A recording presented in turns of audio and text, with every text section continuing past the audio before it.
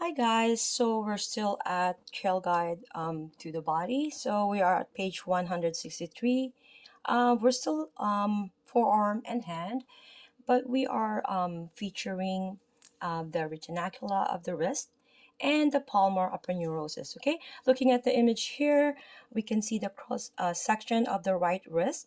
Okay, so as I read this, please look at all these you see the carpals. These are the carpal tunnel. If anybody who has a CTS, carpal tunnel syndrome, this is a way for you to look at where and why when it's compressing. See how the anatomy or when it's compressing, right? So this is the median nerve, flexor retinaculum. These are the tendons, okay?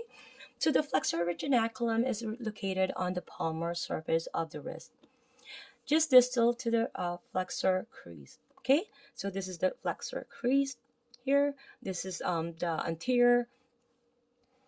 Okay, anterior, posterior. Okay, we anterior is where hairless, and when you see that's your forearm has hair, that is the posterior side. Okay, its transverse fibers lie deep to the palmar longest tendon and superficial to the other flexor tendons and median nerve. The flexor retinaculum and carpal bones form the carpal tunnel, in which the flexor tendons and median nerve pass.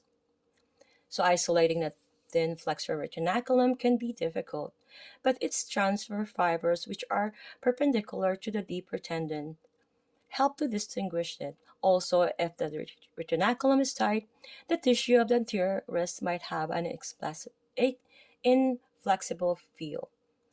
So the thick palmar aponeurosis is a continuation of the antebrachial fascia that stretches superficially across the palm of the hand. And it is also an attachment site for the palmar's longest tendon.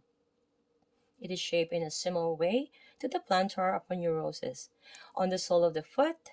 Although it might not be easy to palpate, nevertheless, like the flexor retinaculum, its tensile quality can be felt.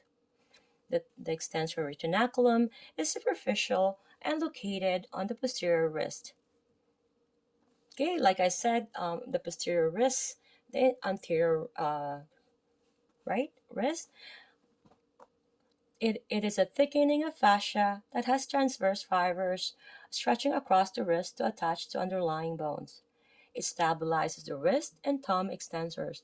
It is roughly 3/4 of an inch wide and located distal to the head of the ulna and the styloid process of the radius. Okay, as you can see here, the therapist is facing the client, and the therapist is trying to palpate. Okay, you see the flexor retinaculum here. So cradle your partner's hand. So your thumb pad is on the flexor crease of the wrist. Slide, slide half an inch distally to the crest and sink into the thick tissues of the heel of the hand. As you explore the carpal space, visualize the retinaculum spanning across the carpals. Passively flex and extend the wrist and feel the tension in the retinaculum change. Number 3, we are going to slide distally onto the palm of the hand and palpate for the thick superficial palmar aponeurosis. Okay, you're going to confirm these questions so that you know you are on the proper landmarking, you are in the proper muscles, ligaments, tendons, okay? So when palpating the flexor retinaculum, are you distal to the level of the pisiform?